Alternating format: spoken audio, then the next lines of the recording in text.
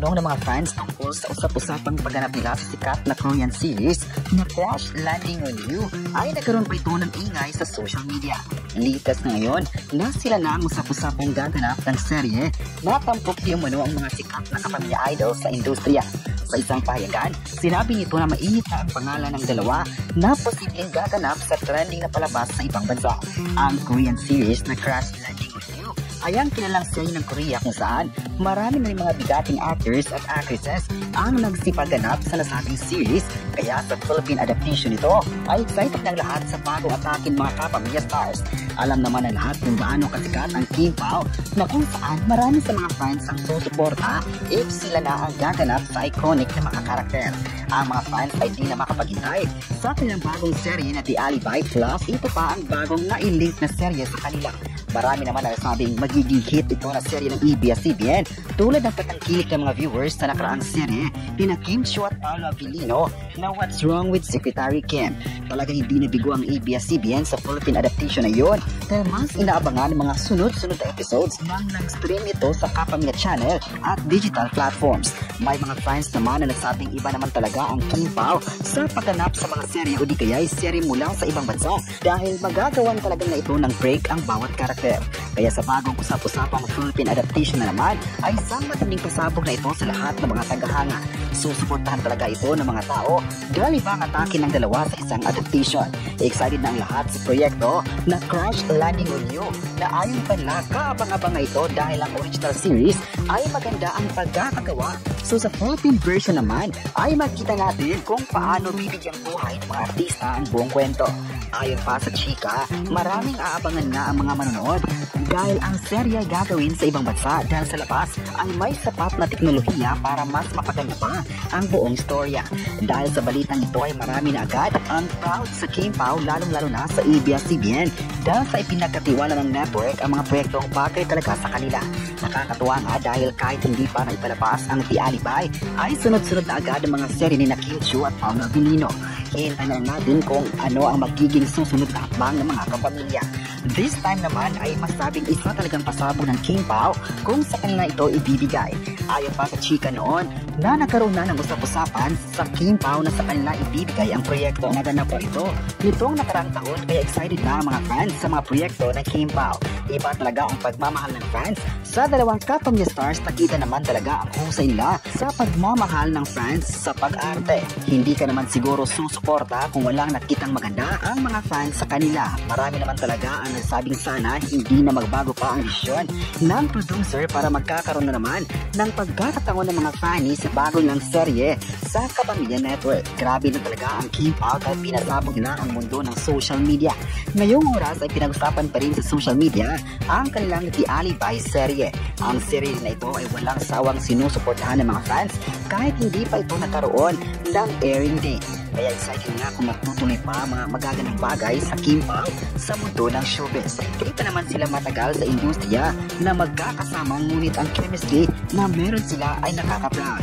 Ang sarap raw magkakaroon ng idolo sa industriya na talagang may puso sa mga fans. Ito nga ang naging payag ng mga fans sa online na masaya na nagkaroon ng biggest exposure ang King Pao sa TV at maging sa digital dahil mas aangat pa ang mga serye nila kung ganito ka-supportive ang mga fans.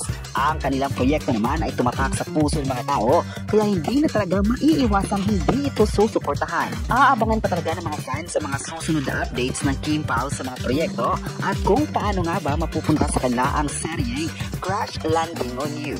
Kahit sino naman ay sinasabing deserve nila na magbibigyan ng series na Crash Landing on You dahil bagay na bagay sa kanila ang mga karakter mula sa pangangatawan at hanggang sa mga faces nito.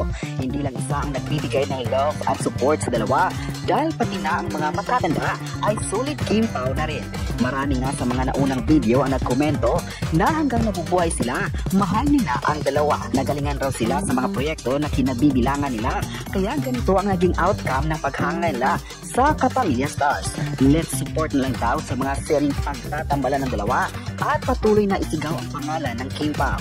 Ang suporta lang ng tao ay siyang makakapagbigay ng sigla sa King Pao at patuloy silang gagawa ng makabuluhang serye sa entertainment. Sa kabilang banda naman ay nagpapasalamat si Vice sa mainit na suporta ng tao sa It's Showtime. Makikita nga sa mata ng mga host ang saya na mas lumakas nga ang mga segments na nabuo sa loob ng It's Showtime. Trending online ang pambato na segment ng It's Showtime, ang Escort of Appeals at ang Breaking News. Sa bagong episode ay talagang magugulat ka sa mga nakakakilig na performance ng mga contestants na kitang-kita naman ang nakikipagsabayan ng mga host sa talbogan ng jokes.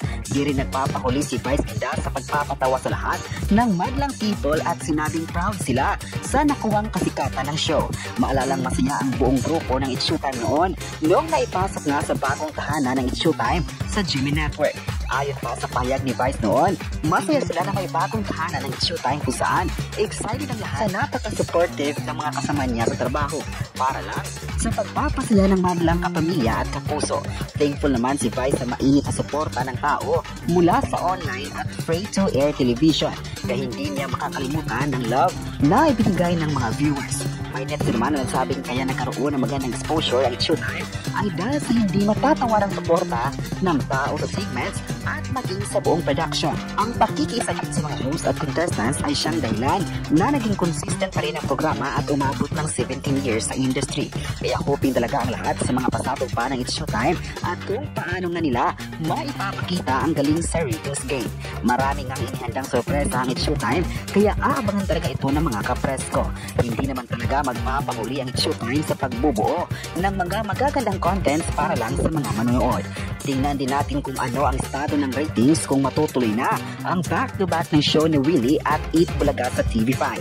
Sino kaya ang papanoorin ng mga viewers at kung sino talaga ang mag-trending sa madla. Ang pelikulang My Love Will Make You Disappear ni Kim Chiu at Paulo Avellino ay patuloy na nagbibigay ng good vibes sa mga manood.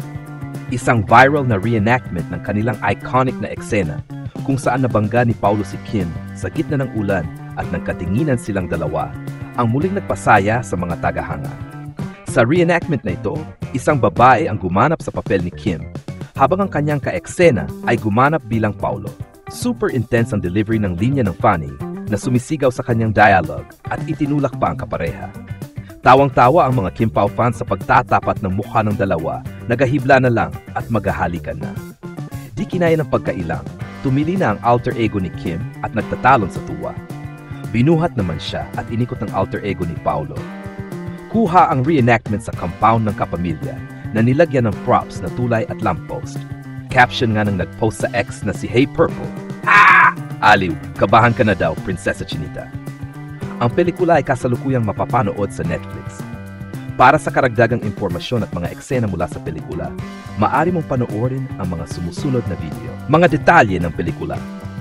Ang My Love Will Make You Disappear na idinirect ni Chad Vidanes ay isinulat ni na Prime Cruz, Patrick Valencia at Isabella Policarpio. Una itong ipinalabas sa Pilipinas noong Marso 26, 2025 pagkatapos itong ipagpaliban mula Pebrero 12 upang mapalawak ang release sa North America. Ilang araw matapos ang domestic premiere, nabenta na sa higit sa 30 bansa at inilunsad sa mga sinehan sa Hilagang Amerika noong Marso 28, 20,000 turn search.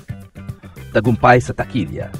Umabot sa 40 milyong gross sa unang araw sa Pilipinas na pinakamataas noong 2025 kasama ang halos $200 opening day gross sa US sa loob ng 5 araw mula noong Marso 29, 31. Kumita ito ng 1 million worldwide at hanggang 10th way 173 milyon para sa May 8, 2025. Netflix at pandaigdigang saklaw. Kasalukuyang number 1 most watched film sa Netflix sa Philippines, UAE at Qatar bago pa man ito kumpletuhin ng ilang linggo sa streaming platform. Ayon sa Rotten Tomatoes, pinuri ang chemistry ni Kim at Paulo na isang perfect match para sa rom-com. Madali itong paboritong panoorin ng audience. May nagsabing napanood nila ito ng 3 beses na may 5 and 5 na rating 3. Sa Reddit at ibang platform ng fandom, rflabph, makikita ang iba't ibang opinyon. Open quote, Kim Chiu is so good in this.